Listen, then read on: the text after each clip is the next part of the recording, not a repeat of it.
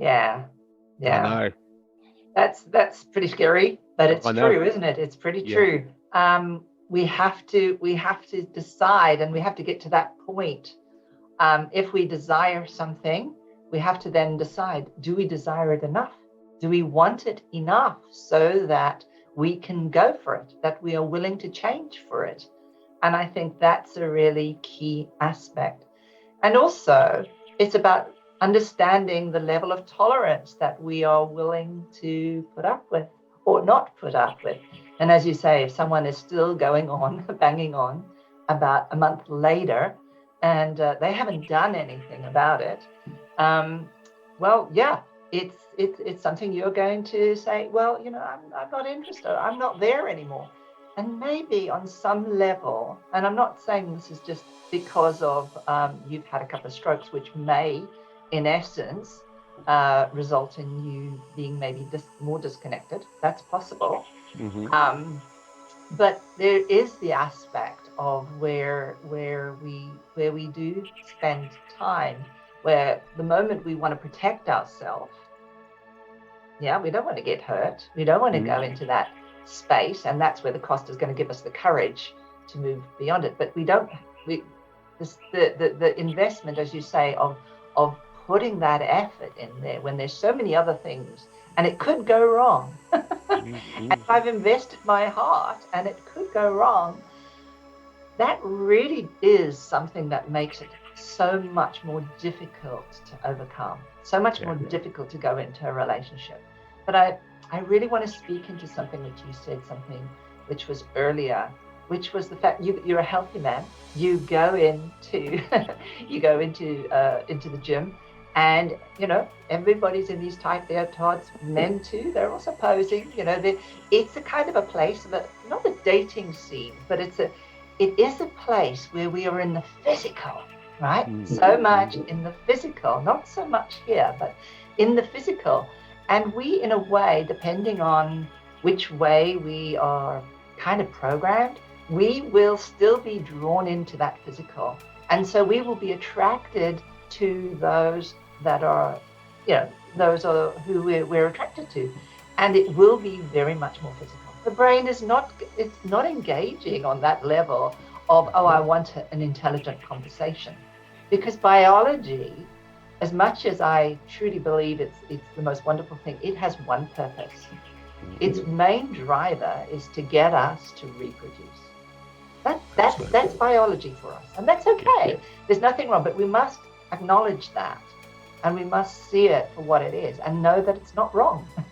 It's not wrong that we go to the gym and we're in the body and we're now looking, and we're not really looking, but we're appreciating and we're enjoying seeing this. And there's nothing wrong with that. It's what happens the afterwards. The afterwards, once the pure body part is out of the way, relationships are not necessarily about physicals. Relationships are about those mental bonds of belonging and closeness and all of those kinds of things. And that's investment, as you said. And you didn't really get to be held in the way you needed to feel. You didn't get to feel the investment of belonging enough. And so you're not longing for the belonging, if that makes sense, right? And if we're not longing for the belonging, then it's hard to then go into a relationship that's not transactional, right? Because a lot of women, once they're out of the physical, they want the belonging. They long for the externals of that. So, and I think there are a lot of men that want that too.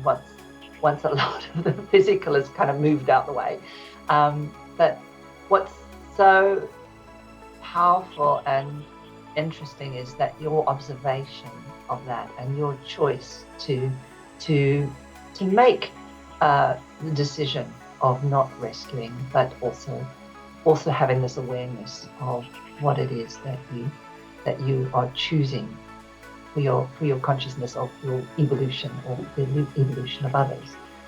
So one of the things which I think when I think about what goes on for imposter syndrome particularly is really, I'm not good enough. And that often sits right at the bottom of, I'm not good enough, I'm not worthwhile, and so I don't make the investment into that. So that means I don't make those choices to create structures that will allow me to have those kinds of relationships. I'm still living in reaction. I'm not living in proaction. So yeah, there was another story you wanted to talk about, and I remember there was, you were saying to me about, when you came on, you wanted to talk about relationships. Yes. So I want to just kind of open that space a little bit more and kind of speak into that a little, because I am curious about what else you might be doing in the sense of creating the separation even more from yourself, so that you almost, maybe just quickly before I go into that, I remember when I used to nurse, and there were some really very sexy doctors.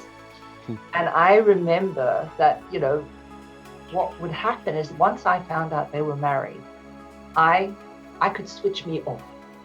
I literally switched me off so that I would not be attracted to that person, because for me, I would never want someone to take the man that I love so much away from me, right?